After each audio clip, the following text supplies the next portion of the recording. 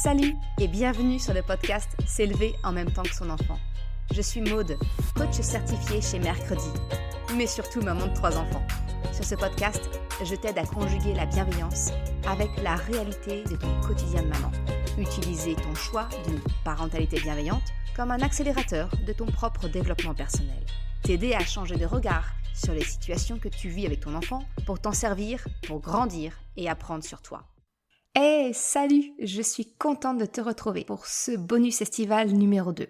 Alors, comment réagir quand tu constates que ton enfant te tape toi ou tape son petit frère, sa petite sœur ou un autre enfant qui est avec lui? Comment réagir? Alors, on est bien d'accord, bien évidemment, taper ou bousculer même quelqu'un, eh bien, ce n'est pas un comportement acceptable. Mais si tu grondes ton enfant, eh bien, malheureusement, cela risque d'avoir l'effet inverse que celui que tu aurais souhaité. En fait, le risque, c'est que ça creuse un peu plus le fossé entre toi et ton enfant. Ton enfant risque de se sentir rejeté et peut-être même nourrir un sentiment d'injustice vis-à-vis de celui qu'il martyrisait en se disant « mais l'autre est protégé, mais pas moi ». Dans le cas d'une fratrie, ce fossé peut se ressentir, ton enfant peut avoir l'impression d'être à l'écart, que d'un côté il y a maman, papa et le petit frère ou la petite sœur et lui à côté, à part. Bien évidemment, c'est tout l'inverse que l'on souhaite. Généralement, quand on a plusieurs enfants, on souhaite au contraire la cohésion de la famille, qui est vraiment ce sentiment d'amour.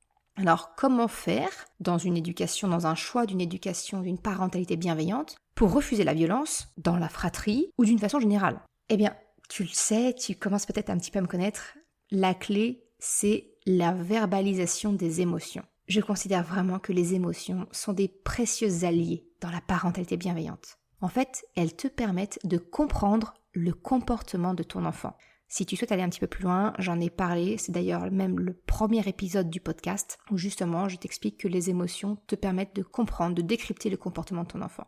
Mais si je dois en faire un rapide résumé, sache que savoir accueillir, exprimer, communiquer les émotions, eh bien c'est le moyen le plus sûr pour parvenir à créer une vraie relation de coopération avec ton enfant. Alors, tu me connais peut-être, mais si ce n'est pas le cas, sache que j'ai créé un guide gratuit que j'ai appelé la boussole des émotions et que tu peux télécharger gratuitement sur mon site et qui te permettra vraiment de concrètement savoir comment accueillir, comment exprimer et communiquer les émotions. Tu trouveras de la même façon, tu trouveras le lien en description. Alors, revenons-en au cas où ton enfant, admettons, dans le cas d'une fratrie, ton enfant frappe son petit frère ou sa petite sœur. Eh bien, dans ce cas-là, j'aurais envie de t'encourager à faire verbaliser à ton grand ce qu'il ressent. Je vois que tu n'es vraiment pas content, tu tapes ton petit frère. Tu en veux à ton frère? Tu préférais peut-être quand il n'était pas avec nous? Quand tu avais maman pour toi tout seul? C'est dans le cas où vraiment ton enfant est plus petit, où voilà, tu peux suggérer des choses. Sinon vraiment, si ton enfant est plus grand, laisse-le verbaliser avec ses propres mots. Mais l'objectif, c'est vraiment de le faire parler de ses émotions, de ce qu'il ressent, de ce qu'il pense. C'est la base même de l'intelligence émotionnelle. Eh bien, l'aider et lui apprendre à poser des mots sur ses pensées, sur ses sentiments, ses sensations, c'est franchement un cadeau inestimable pour lui. Parce que tu lui permets d'apprendre à se connecter à lui-même. Et entre parenthèses, c'est malheureusement quelque chose que nous avons souvent perdu une fois adultes. Tu vois, en fait, le fait de faire parler ton enfant, de le faire exprimer, eh bien, ça vous permet de trouver le message des émotions. C'est-à-dire le besoin qui est derrière cette colère, cette jalousie, même si franchement on est bien d'accord, la petite phrase « je préférerais que mon petit frère ne soit pas avec nous », c'est un couteau planté dans le cœur d'un parent.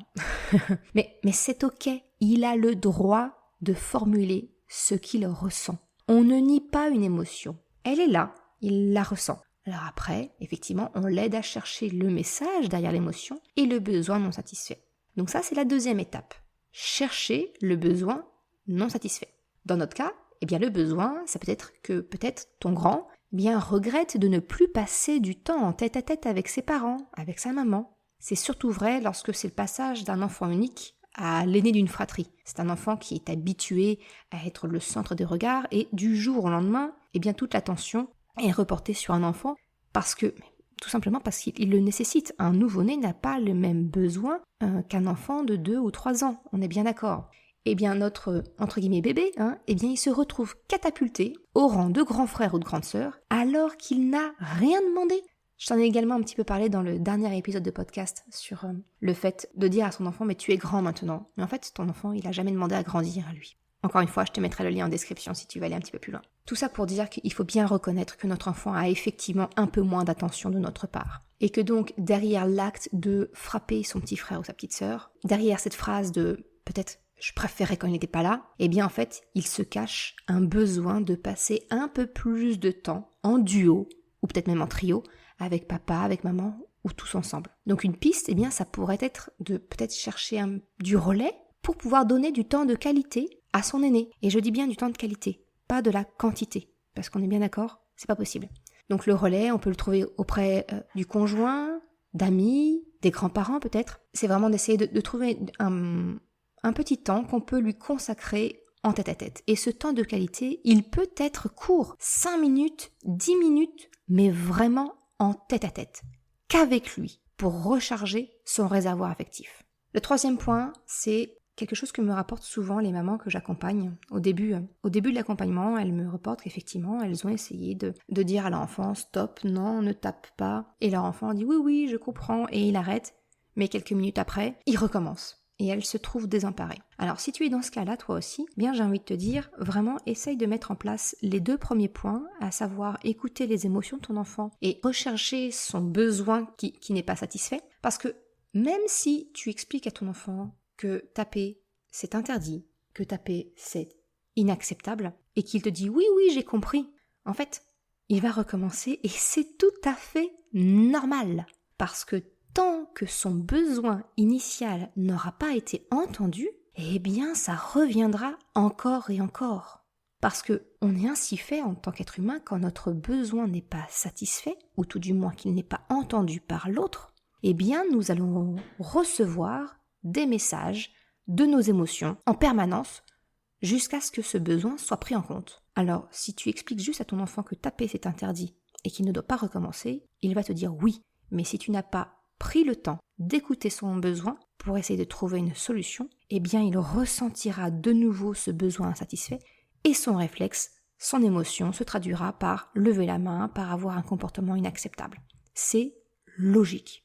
C'est un petit peu, en fait, vois les émotions comme le facteur. Tant que le message des émotions n'aura pas été délivré, entendu, eh bien le facteur, il repassera avec son enveloppe pour une xème présentation. Donc le meilleur moyen de sortir de ce cercle infernal, eh bien, c'est encore et toujours l'accueil des émotions, la compréhension du message pour essayer de trouver un compromis et satisfaire le besoin de ton enfant. Voilà ce que je voulais te partager aujourd'hui. Encore une fois, si tu souhaites aller un petit peu plus loin sur savoir concrètement comment accueillir une émotion, comment connaître un besoin insatisfait, comment le communiquer, je t'invite à télécharger la boussole des émotions, le guide gratuit que tu trouveras sur mon site mercredi.com. Je te mets tous les liens en description. Je te remercie d'avoir écouté cet épisode. Si tu souhaites retrouver l'article lié à cet épisode de podcast, je te mets le lien en description. Si tu as aimé cet épisode, s'il t'a été utile, eh bien je t'invite à le partager, à en parler autour de toi.